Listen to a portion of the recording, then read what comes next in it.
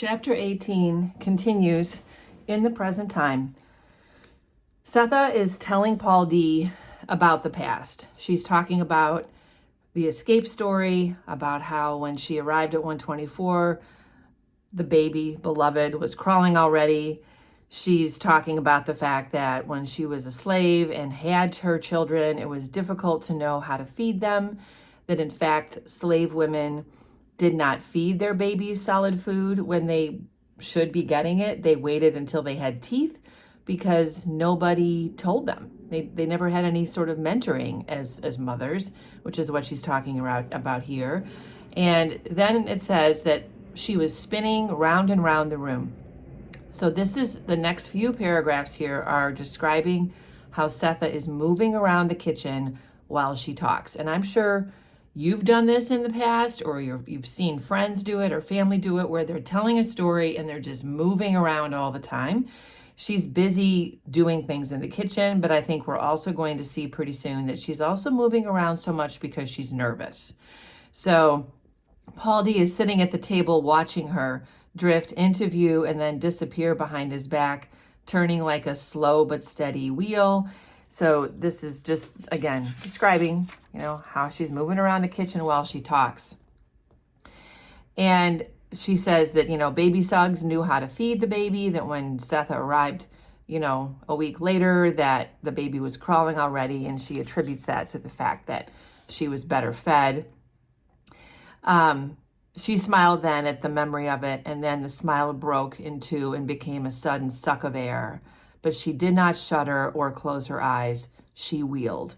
So this is a hint. We can infer that Sethe is under stress. She is struggling, and she's taking her negative emotions and she's sort of channeling it into her movement. And she keeps talking. Now we know she's kind of nervous talking. She's trying to avoid something. So she said she'd wish she had known more as a mom. She wished she had known more women who could have talked to her. She talks about how the slaves used to hang their babies in the trees so they could be out in the field and they would be safe out of harm's way and they would be in the shade. So there's just a lot of, and this is all historically true. I think these sort of descriptions are interesting to read because it's truly what it was like for slave women who were trying to also take care of children. She goes on to say that Sweethome was the best help she had. Hallie really wasn't very good at helping because he was working extra time because he was trying to, pay for baby Suggs' freedom. And she tells Paul that Sweethome was the biggest help. I don't expect you to remember this, but Howard got in the milk parlor and read Cora, I believe it was, mashed his hand, turned his thumb backwards. When I got to him, she was getting ready to bite it. I don't know to this day how I got him out. Sweethome heard him screaming and came running. And you know what he did? He turned that thumb right back and tied it across his palm to his little finger. So I never would have thought of that. Never. Taught me a lot, Sweethome. So this is just a story of living on a farm. It made him dizzy. Paul D is definitely stressed now by her behavior. At first, he thought it was her spinning, circling him the way she was circling the subject, round and round. So she's avoiding the subject. But then he realizes it's the sound of her voice. It's too near. He's uncomfortable around her. Then it goes on to say he caught only pieces of what she said, which was fine because she hadn't gotten to the main part, the answer to the question he had not asked outright, but which lay in the clipping he showed her. Okay, so remember in the paragraph, in the chapter before, Stampede has told Paul D about the murder, read him actually, the newspaper article that talked about how Sethe killed Beloved. And now that exact same newspaper is laying on the kitchen table because Paul D has confronted Sethe with this article. So now we know, obviously, why Sethe is so stressed. She keeps talking. She examined the clipping and then she handed it back. Perhaps it was a smile or maybe the ever-ready love she saw in his eyes. So this is Sethe thinking about Paul D. easy and upfront, the way colts, evangelists, and children look at you, with love you don't have to deserve, that made her go ahead and tell him what she had not told baby Suggs, the only person she felt obliged to explain anything to. Sethe could recognize only 75 printed words, but she knew that the words she did not understand hadn't any more power than she had to explain. It was the smile and the upfront love that made her try. So she believes Paul D still loves her and that she can trust him. And she's like, well, I don't have to tell you about Sweethome. Like, you know what it's like to get away from there and how she must have felt. And she goes on to try to explain the feeling of freedom and how proud she is for what she did. You know, she says, I got us all out without Hallie. Up until then, it was the only thing I ever did on my own. Decided, and it came off right like it was supposed to. Me, you know, she had to look out. She had to use her own head. I was big, Paul D, and deep and wide, and when I stretched out my arms, all my children could get in between. I was that wide. Looked like I loved him more after I got here, or maybe I couldn't love him proper in Kentucky because they wasn't mine to love. But when I got here, when I jumped down off that wagon, there wasn't nobody in the world I couldn't love if I wanted to, you know what I mean? So she has found herself as a free woman. She feels like she can love more freely because she's a free woman. Paul D does know what she means. This is Paul D's story again about, you know, the fact that everything belonged to the white man who had the guns, and that these men who made even Vixen laugh could, if you could get them, stop you from hearing doves or loving moonlight. So you protected yourself and you loved small. He understands that when you're a slave, you don't let your feelings free, really. A big love like that would split you wide in Alfred, Georgia. He knew exactly what she meant, to get to a place where you could love anything you chose, not to need permission. That was freedom. So they agree, they understand each other here, but she's still circling and circling and gnawing at something else instead of getting to the point. So she's avoiding, obviously, what she did, which is to kill a child.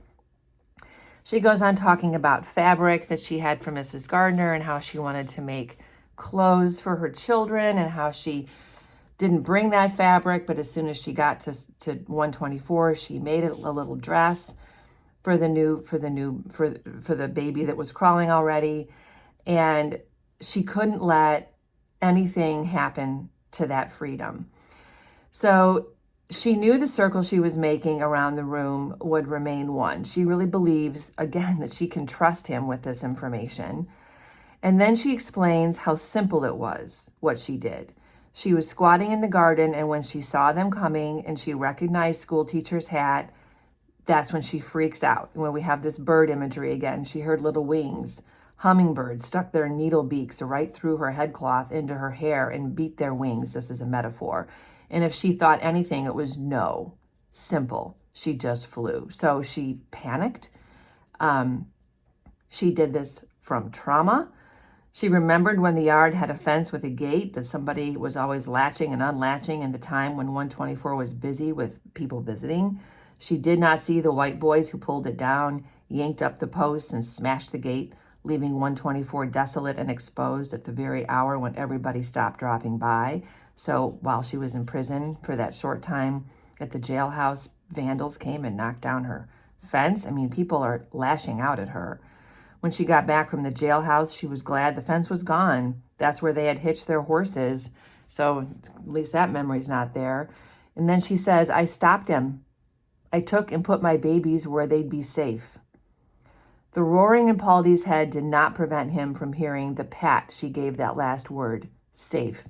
And it occurred to him that what she wanted for her children was exactly what was missing in 124, safety, which is ironic. He thinks about himself, and how he's been sort of taken advantage of by Beloved and the ghost and doing things he wouldn't normally do. He recognizes now that Sethe has changed. This here Sethe was new. This here Sethe talked about love like any other woman, talked about baby clothes like any other woman, but what she meant could cleave the bone. This here Sethe talked about safety with a handsaw. This here new Sethe didn't know where the world stopped and she began. Suddenly he saw what Stampede wanted him to see. More important than what Sethe had done was what she claimed, which was that it was justified. It scared him. "Your love is too thick," he said. This is an important quote. I could see this on a quote test. He was thinking, that bitch is looking at me. This is Beloved, or the ghost. She's right above my head, looking down through the floor. "Too thick," Sethe says. "Love is or it ain't. Thin love ain't love at all." Good Sethe quote there. "Didn't work, did it?" "Did it work?" he asked. And Sethe argues back, "It did. They ain't at Sweethome. Schoolteacher ain't got 'em." And Paul D's like, "Well, maybe there's worse. I mean, one of them is now dead." And Seth is like, "It isn't my job to know what's worse. It's my job to know what is and to keep them away from what I know is terrible. I did that." And Paul D breaks from her. He says, "What you did was wrong." He says, "There could have been some other way." And Sethe says, "What way?" And I think that's a legitimate question. Like, if they were to go back to Sweethome, Sethe would have been terribly beaten, maybe even killed.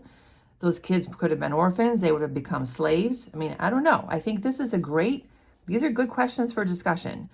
And then Paul D says, "You got 2 feet, Sethe, not 4. And right then a forest sprang up between them, trackless and quiet. This is one of the most beautiful sentences I think I've ever read in literature. This use of nature and how it divides them. The irony of this, because they both have often said that they are treated like animals. They identify as animals. They did all the time that they were slaves. They were creatures. And now in this moment, Paul is saying, you must be human. You can't be an animal when it comes to your children. How fast he had moved from his shame to hers, from his cold house secret, like how he was having sex with Beloved, to her too thick love, which is, kind of hypocritical. Meanwhile, the forest was locking the distance between them, giving it shape and heft. So we can infer this relationship is going to be ending. First, he fingered it, his hat, deciding how his going would be, how to make it an exit, not an escape. And it was very important not to leave without looking. So he needs to be cognizant of what he's doing. So he stands up, turns and looks out at the white stairs. And sure enough, there's Beloved up there at the top of the stairs. He didn't rush to the door. He moved slowly, and when he got there, he opened it before asking Sethe to put supper aside for him because he might be a little late getting back. Only then did he put on his hat. Sweet, she thought. He must think I can't bear to hear him say it, that after all I have told him and after telling me how many feet I have, goodbye would break me to pieces. Ain't that sweet? So long, she murmured from the other side of the trees. This chapter just gives me goosebumps. This is so beautifully written. I just want to say, too, that as hard as I try, as hard as a lot of readers try, a white reader cannot fully understand the meaning of these words.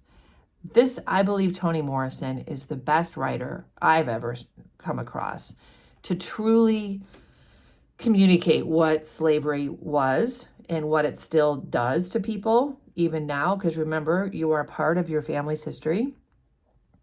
But this is not a white man's or a white woman's history, and I think it is difficult, even after reading this, to fully comprehend the depth of these feelings, the kind of suffering, the kind of trauma, the kind of decisions that they had to make every day.